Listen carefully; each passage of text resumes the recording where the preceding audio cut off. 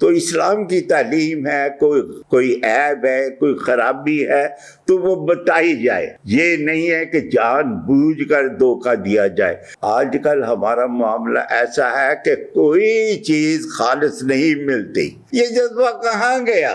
ہم بدل گئے، سب بدل گیا، اب ہم بہت تبدیلی آ چکی ہے۔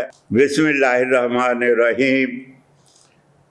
مسلمان خیال ہی نہیں کرتے کہ اسلامی معیشت کی بنیاد کیا ہے۔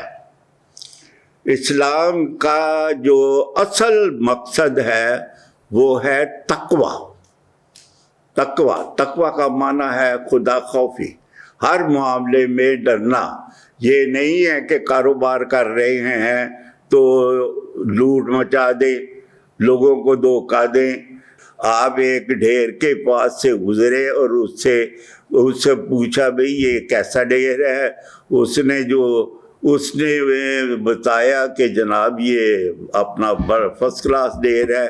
آپ نے بیچ میں سے ہاتھ ڈالا اور دیکھا تو وہ نیچے سے وہ جو کھجوروں کا ڈھیر تھا وہ کو اچھا نہیں تھا۔ آپ نے فرمایا اس کو ڈھیر، یہ جو بری چیز ہے، یہ برا بیچ میں مال ہے، یہ تو نے اوپر کیوں نہیں کیا؟ تو اسلام کی تعلیم ہے، کوئی عیب ہے، کوئی خرابی ہے تو وہ بتائی جائے، یہ نہیں ہے کہ جان بوجھ کر دھوکہ دیا جائے۔ آج کل ہمارا معاملہ ایسا ہے کہ کوئی چیز خالص نہیں ملتی، کوئی نہیں۔ 250 روپیہ کلو دودھ ہے، وہ بھی دودھ اتھینٹک ہے، وہ بھی اصل نہیں ہے، اس میں بھی ملاوٹ ہے، اس میں بھی وہ مزہ نہیں ہے، وہ ٹیسٹ نہیں ہے۔ پرانی بات ہے، جب میں لیٹ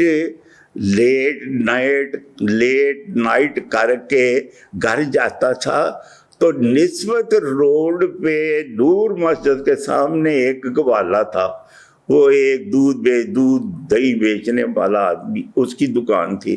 اس نے ایک بڑا سا حمام بنایا ہوا تھا، اس میں اتنا کوئی موٹا جو ہے یا چوڑا جو ہے وہ پائپ رکھا ہوا تھا، اس میں وہ برف ڈالتا تھا۔ وہ دودھ میں برف نہیں ڈالتا تھا۔ تو وہ میں کو رات کا 1 بجا ہوا ہے تو وہاں جب اس سے جو وہ دودھ کا گلاس، اتنا بڑا گلاس دودھ کا پینا، تو وہ 1 روپیہ مانگتا تھا، 1 روپے کا اتنا دودھ۔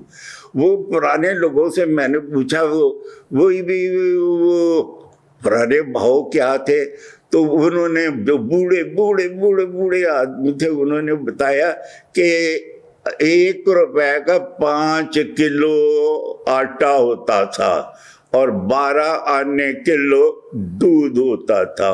اسی طرح بڑے اپنا جو ہے اب جو ہے 75-77 سال ہو گئے، تو ہم پاکستان میں ہم نے کیا کیا؟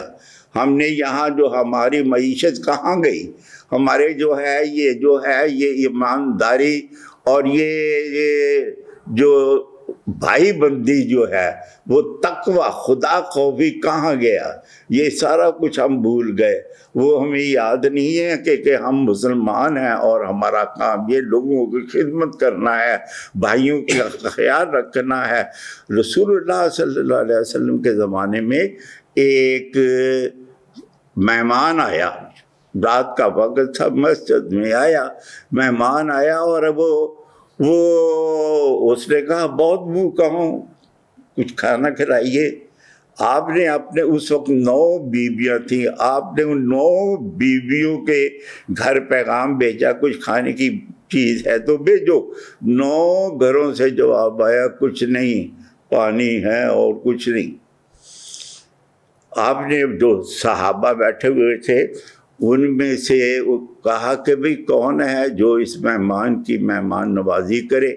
تو ایک انصاری اٹھے، وہ کہنے لگے میں یہ کام کروں گا۔ وہ اس مہمان کو لے کے گھر گئے اور گھر جا کے گھر جا کے اپنی بیوی سے کہا اللہ کے نبی کے مہمان آئے ہیں تو جو کچھ گھر میں ہے وہ دے دینا، کوئی رکھنا نہیں۔ وہ بیوی نے بتایا بچوں کا تھوڑا سا کھانا ہے وہ ہے، وہ اس کو گرم کرو، وہ کھانا دو، بچوں کو ویسے ہی سلا دو، اور جب کھانا لے کے آؤ تو بہانے سے یہ دیا جو ہے یہ بجھا دینا، دیا بجھا دینا۔ چنانچہ اس نے، وہ بھی اس وقت کی عورت تھی، رسول اللہ صلی اللہ علیہ وسلم کی صحابیہ تھی، لہذا اس نے ویسا ہی کیا، وہ کھانا گرم کر کے لے کے آئی، آتے ہوئے ایسے جیسے دیے کو ٹھیک کرنا ہے تو وہ اس کو بجھا دیا۔ کھانا سامنے رکھا، ابھی پردہ نازل نہیں ہوا تھا، تو وہ کہا آؤ بھی کھانا کھاؤ۔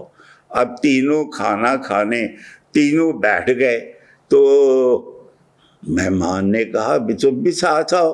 اب وہ دو اس کے ساتھ بیٹھے ہوئے ہیں، کھانا جو ہے مہمان کھا رہا ہے اور کھانے کی آوازیں منہ سے وہ دونوں میزبان نکال رہے ہیں، ایسے جیسے وہ بھی کھانے میں شریک ہے، کھانا کھا رہے ہیں۔ تو لیکن وہ کھانا مہمان نے کھایا۔ صبح جو ہوئی تو فجر کی نماز میں اللہ کے نبی کو جا کے صحابی نے وہ واقعہ سنایا، تو آپ نے کہا وہی رات تم نے کیا کیا کہ اللہ ہم سے رہا تھا، کیا کیا تم نے رات؟ تو وہ تو، اور اللہ تعالیٰ نے سورہ حشر کی آیت نازل فرما دی، یُؤْثِرُونَ عَلَىٰ أَنفُسِهِمْ وَلَوْ كَانَ بِهِمْ خَصَاصَّةٌ، اگرچہ خود ہی بھوکے کیوں نہ ہو تو اپنے دوسرے بھائیوں کی جو بھوک ہے اس کا خیال کرتے ہیں۔ یہ جذبہ کہاں گیا؟